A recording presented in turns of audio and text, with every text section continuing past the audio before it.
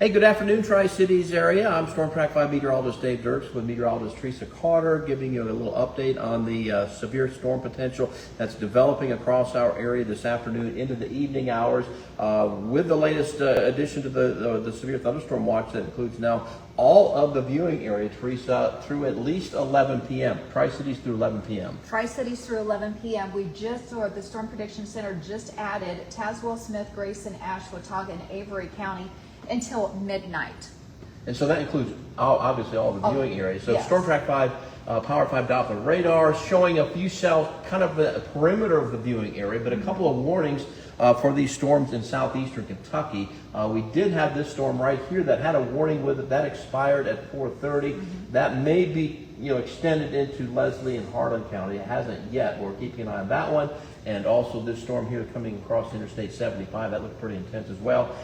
With the storms pushing off to the east about 35 miles per hour, it's also pushing into parts of East Tennessee as well.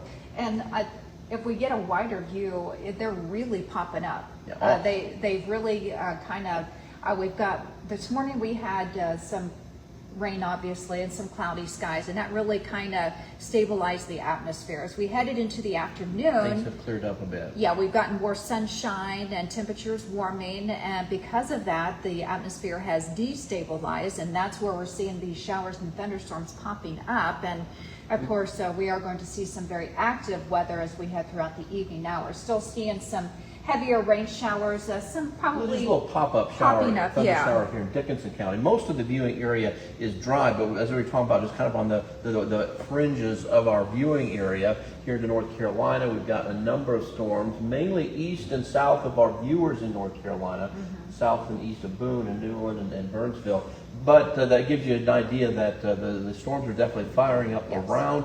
This is near and west of Knoxville, Crossville, across the plateau, and extends all the way back into Middle Tennessee, where we also have some severe clusters of storms moving across areas, including the Nashville area, which is under a severe thunderstorm warning right now. Yeah, we've had warnings, as well as this area is remaining in a severe thunderstorm watch until 8 p.m. And we've been watching that because that area is going to continue to advance east. That's what we're having to monitor to see if exactly. they hold their own. With sunset, maybe things will try to weaken after 8 or 9. We'll see how that goes. But right now, as you're pointing out, we've cleared out, not completely, but certainly we've had some sunshine appearing, and temperatures have responded as well. This is a live look from Northeast State. Right now, temperatures in the mid-70s, and dew points, I wouldn't call this humid, but moderate humidity levels now. The dew point now at 58. But let's put the numbers on the board here and show you what's going on as far as temperatures across the area. Yeah, 60s, 70, 75 currently in Kingsport, 78 in Bulls Gap, Rogersville 76, a little bit cooler into the 60s, Richlands and Elizabeth about 75, and even Boone, North Carolina, 74 degrees. So the mountains heating up as well. There's the dew points, which have recovered into the 50s to around 60 now, at least across much of Northeast Tennessee, Southwest Virginia. So the atmosphere, is has enough moisture with it to cause concern for the instability that is coming with this disturbance that's moving through Middle Tennessee. A lot of cold air aloft, and that's why I think we may be looking at the main concern being the possibility of some hail with the severe storms if they develop over our area. Yeah, the main threat right now looks to be the very strong winds as well as very big hail. Yeah. With that one storm that just was off from about 4:30 until 4:30 for Harlan County, that had hail about 1.25 inches. So we're looking at $half size.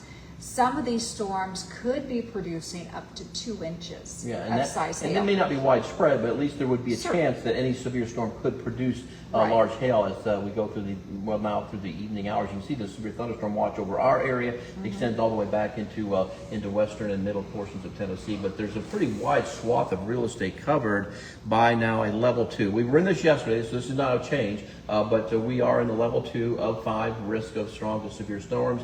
Zoom in a little tighter here. You can see that does include all of the area through this evening. And the main danger, as we pointed out, looks to be in the hail. The Storm Prediction Center has that hashed area here, and that indicates where large hail, up to 2-inch diameter hail, within 25 miles. Yeah, within 25 miles of a point, about at least a 10% chance of that within 25 miles of a point. So Right. again, that's not everywhere, but that's where the potential exists, where at least a 10-15% chance, with also an elevated risk of some damaging wind gusts that may be a lesser threat. But looks like at this point, the overall wind profile not favoring tornado development. I mean, we're in the low risk, so an isolated tornado spin-up can't be ruled out. Yeah, but right now it's not looking very good for tornadoes. Yeah, that's which is good. good. Yeah, absolutely. Which is good. But let's take a look at the future. This is around 7 o'clock. Still looking at some of those thunderstorms continuing to pop up and moving through into the Tri-Cities area about 7:30, 8 o'clock time frame. And then as we're heading more towards 10, 11, midnight time frame, starting to kind of die down, still looking at some scattered showers after midnight, but certainly the severe threat, most of it is going to be Yeah. east of our area. I said by 11 o'clock before Yeah. severe weather's ending, and the storms and showers that are over Middle Tennessee, they may tend to weaken as they move in after the sun goes down, as Right. the instability begins to decrease a little bit. But I'd say just don't let your guard down. Stay weather aware as we go through the evening, and of course we will have the latest coming up in just a little bit, starting on News 5. You can of course get the latest on Storm Track 5 mobile app. I was just going to say, download the app if you have not. It's a great app. You can watch those storms moving in. We have a really good radar on that. And the future radar as Future well. radar, so you can track Get those latest storms alerts. moving into your specific area, and you can kind of go into the future and see when they will continue to exit. All right, thank you very much, Teresa, and we appreciate y'all watching us on Facebook and YouTube. The overall chance that will be with us through the evening hours, and we will have the very latest live updates coming up in just a few minutes on News 5 starting at 5 p.m. Yep.